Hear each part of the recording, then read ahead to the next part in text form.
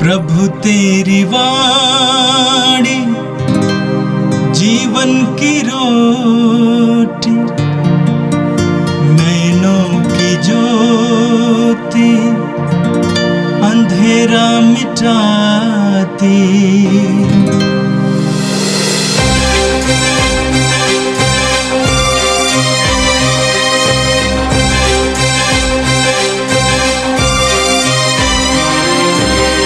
प्रभु तेरी वाणी जीवन की रोटी, नैनों की ज्योति अंधेरा मिटाती।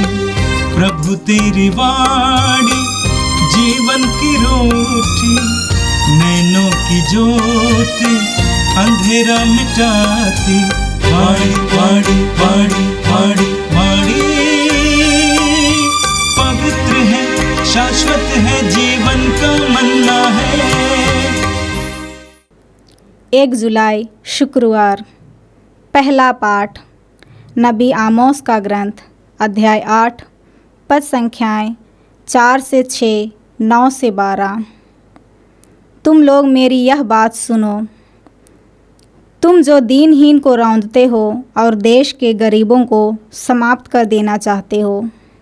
तुम कहते हो, अमावस का पर्व कब बीतेगा ताकि हम अपना अनाज बेच सकें। विश्राम का दिन कब बीतेगा ताकि हम अपना गेहूँ बेच सकें। हम अनाज की नाप छोटी कर देंगे, रुपये का वज़न बढ़ाएंगे और तराजू को खोटा बनाएंगे। हम चांदी के सिक्के से दरिद्र को खरीद लेंगे और जूतों की जोड़ी के दाम पर कंगाल को। हम गेहूं का कचरा तक बेच देंगे। यह प्रभु की वाणी है। उस दिन मैं मध्याह्न में ही सूर्य को डुबा दूंगा और दोपहर में ही पृथ्वी पर अंधकार फैलाऊंगा।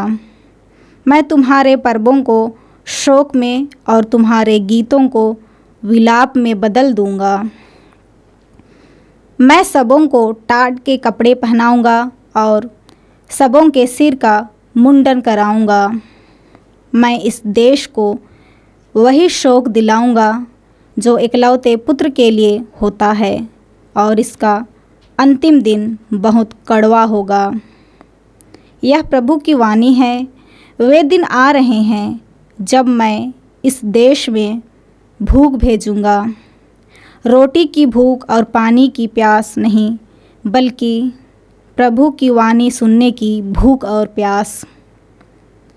तब वे प्रभु की वाणी की खोज में एक समुद्र से दूसरे समुद्र तक दौड़ते फिरेंगे और उत्तर से पूरब तक भटकते रहेंगे, किंतु वे उसे कहीं भी नहीं पाएंगे। यह प्रभु की वाणी है। संत मत्ती के अनुसार पवित्र सुसमाचार, अध्याय 9, वाक्य 9 से 13 तक। ईसा वहाँ से आगे बढ़े। उन्होंने मत्ती नामक व्यक्ति को चुंगी घर में बैठा हुआ देखा और उससे कहा, मेरे पीछे चले आओ। और वो उठकर उनके पीछे हो लिया। एक दिन ईसा अपने शिष्यों के साथ मत्ती के घर भोजन पर बैठे और बहुत से नाकेदार और पापी आकर उनके साथ भोजन करने लगे। यह देखकर फरीसियों ने उनके शिष्यों से कहा, तुम्हारे गुरु नाकेदारों और पापियों के साथ क्यों भोजन करते हैं? ईसा ने यह सुनकर उनसे कहा, निरोगों को नहीं, रोगियों को वैद्य की ज़रूरत होती है। जाकर सीख लो कि इसका अर्थ क्या है। मैं बलिदान नहीं बल्कि दया चाहता हूँ। मैं धर्मियों को नहीं, पापियों को बुलाने आया हूँ। यह प्रभु का दिव्य सुसमाचार है। क्रिस्त प्रभु की जय। मेरे प्रिय भाई और बहनों, आज के सुंदर दिन के लिए हम प्रभु को धन्यवाद दें। प्रभु से प्रार्थना करें कि आज प्रभु हमसे जो कहेंगे अपने पवित्र वचन के द्वारा उसका हम पालन कर सकें। आज का पहला पाठ नबी आमोस के ग्रंथ से लिया गया था। नबी आमोस के द्वारा ईश्वर अपनी चुनी हुई प्रजा इस्राएलियों को न्याय के लिए आह्वान करता है। आमोस के ज़माने में इस्राएली एक तरफ धर्म के कार्य करते थे लेकिन दूसरे तरफ वे अन्यायपूर्ण जीवन भी जीते थे। आज भी हमें ये देखने को मिलता है, लोग धर्म कार्य करते हैं, भक्ति करते हैं, पाठ करते हैं, पूजा करते हैं, पूजन करते हैं, चर्च जाते हैं, मंदिर जाते हैं, गुरुद्वारा जाते हैं, मस्जिद जाते हैं, लेकिन दूसरी तरफ उनका जीवन कुछ अलग सा है, अन्यायपूर्ण जीवन। उस जमाने का वर्णन देखिए, प्रभु स्वयं क्या कहते हैं, तुम कहते हो अमावस का पर्व कब बीतेगा जिससे हम अपना अनाज बेचेंगे। लोग अनाज को इकट्ठा करके रखे हैं, अमावस का पर्व कब बीतेगा जिससे हम अपना अनाज बेच सकें, विश्राम का दिन कब बीतेगा जिससे हम अपना गेहूं बेच सकें। हम अनाज की नाप छोटी कर देंगे, रुपए का वजन बढ़ाएंगे और तराजू को खोटा बनाएंगे। उस जमाने में भी जमाखोरी और बेईमानी और धोखाधड़ी होती थी। आज के ज़माने में भी जमाखोरी से हम लोग परेशान हैं। बाजार में चीज़ों का किल्लत होता है और उसके बाद वही चीज़ बहुत दाम बढ़कर बाजार में लाई जाती हैं। तो उस ज़माने में भी जमाखोरी, बेईमानी, धोखाधड़ी चलती थी। नाप में धोखा और अन्य प्रकार की धोखाधड़ी चलती थी। लेकिन प्रभु उनको संबोधित करते हैं। वाक्य 9 से प्रभु क्या कहते हैं?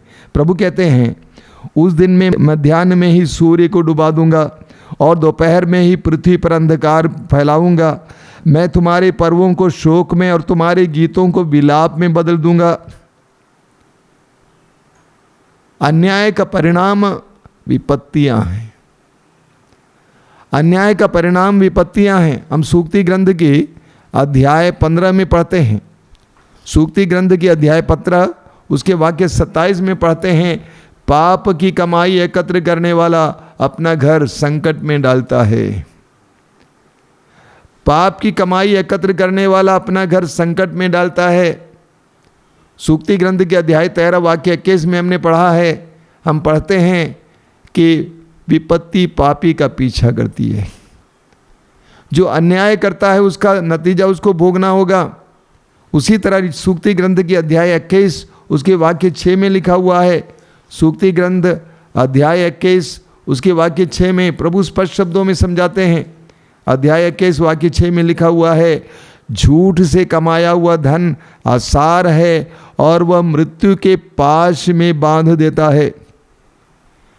प्रभु कहते हैं झूठ से कमाया हुआ धन असार है, वो टिकाऊ नहीं है, और न केवल वो नहीं टिकाऊ है बल्कि वह मृत्यु के पाश में बांध देता है, मृत्यु के रस्सी से बांध देता है। इसी तरह सूक्ति ग्रंथ की अध्याय 1 उसके वाक्य 19 में प्रभु कहते हैं, ये उन लोगों की गति है जो पाप की कमाई एकत्र करते। ये उन लोगों की गति है जो पाप की कमाई एकत्र करते। ऐसी कमाई मनुष्यों की जान ले लेती है। कितनी शक्तिशाली वाणी है। प्रभु कहते हैं ये उन लोगों की गति है जो पाप की कमाई एकत्र करते। ऐसी कमाई मनुष्यों की जान ले लेती है। आज मनुष्य धन पैसे को ही सब कुछ समझ रखा है। कुछ लोगों को हम धन पशु कहते हैं। उनके लिए एकमात्र उनका भोजन धन है। वे धन प्राप्ति के लिए कुछ भी करने के लिए तैयार हो जाते हैं। चोरी करने को तैयार हो जाते हैं, बेईमानी करने के लिए तैयार हो जाते हैं, घूस लेने के लिए तैयार हो जाते हैं। वचन में लिखा हुआ है, यिर्मयाह नबी का ग्रंथ उसके अध्याय 22 वाक्य 13 में प्रभु कहते हैं, धिक्कार उसे जो अधर्म के धन से अपना महल और अन्याय से अपनी अटारियां बनवाता है। यिर्मयाह अध्याय 22 वाक्य 13 में लिखा है, धिक्कार उसे जो अधर्म के धन से अपना महल और अन्याय से अपनी अटारियां बनवाता है, जो वेतन दिए बिना अपने पड़ोसी के काम लेता है। प्रभु कहते हैं, धिक्कार उसे जो अधर्म के धन से अपना महल और अन्याय से अपने अटारियां बनवाता है। लूकास के सुसमाचार के अध्याय 12 में उसके वाक्य 16 से प्रभु यीशु हमें एक बहुत सुंदर दृष्टांत सुनाते हैं। मूर्ख धनी का दृष्टांत। उस धनी इंसान के पास बहुत खेत था, खेत में बहुत अच्छी फसल हुई। उसने कहा कि मैं क्या करूं, मेरे सारे बखार छोटे पड़ गए हैं, मैं बखारों को बड़ा बनाऊंगा और सारे अनाज को उसमें बटोर लूँगा और अपने से कहूँगा कि ऐश करो, आराम करो, क्योंकि तुम्हारे लिए कई वर्षों के लिए अनाज इकट्ठा है। उसी अध्याय में प्रभु कहते हैं वाक्य 21 में, बहुत सुंदर वचन है। प्रभु ने कहा कि रे मूर्ख, यदि आज ही रात को तुम्हारे प्राण लिए जाएं तो ये सारा धन किसका हो जाएगा। उस दृष्टांत के अंत में प्रभु कहते हैं यही दशा उसकी होती है जो अपने लिए तो धन एकत्र करता है किंतु ईश्वर की दृष्टि में धनी नहीं है। यही दशा उसकी होती है जो अपने लिए तो धन एकत्र करता है किंतु ईश्वर की दृष्टि में धनी नहीं है। नबी आमोस के द्वारा प्रभु यही संदेश अपनी जनता को देते हैं कि अन्याय के धन के द्वारा तुम अपने जीवन में विपत्ति पर विपत्ति कमा रहे हो। मेरे प्रिय भाई और बहनों, हम इस युग में भी कुछ ऐसे ही अन्याय, बेईमानी इत्यादि के शिकार हैं या वो करते हैं। प्रभु आज हमें आह्वान करते हैं, हमें चेतावनी देते हैं, ऐसे कार्यों को बंद करो, न्यायपूर्ण जीवन जियो, न्याय की कमाई कमाओ, अन्याय, चोरी, बेईमानी की कमाई ना कमाओ, ये तुम्हारे लिए हानिकारक होगा। और आज के सुसमाचार में हमें पापियों के प्रति ईश्वर के प्रेम का एक सुंदर नमूना मिला है। मत्ती के सुसमाचार के अध्याय 9 से आज का वचन आपने सुना। वहाँ पे लिखा हुआ है, ईसा वहाँ से आगे बढ़े, उन्होंने मत्ती नामक व्यक्ति को चुंगी घर में बैठा हुआ देखा और उससे कहा, मेरे पीछे चले आओ, और वो उठकर उनके पीछे हो लिया।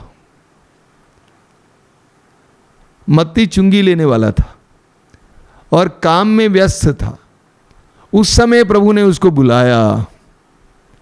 सुसमाचारों में इसी तरह अन्य लोगों के बारे में भी हमें पढ़ने को मिलता है। पेतरुस और अंदेस मछली पकड़ने वाले थे और वे मछली पकड़ने के लिए जाल बिछाए हुए थे। उस समय प्रभु ने उनको बुलाया।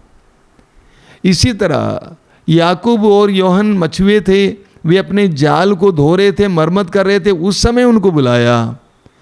प्रभु यीशु ने अपने साथ कार्य करने के लिए, ईश्वर के राज्य के लिए कार्य करने के लिए बेकार लोगों को नहीं बुलाया, जिनके पास दूसरा कोई चारा नहीं है, कोई उपाय नहीं है, कोई काम नहीं है, ऐसे लोगों को नहीं बुलाया, बल्कि ऐसे लोगों को बुलाया जो काम करने वाले थे और काम में लिप्त थे।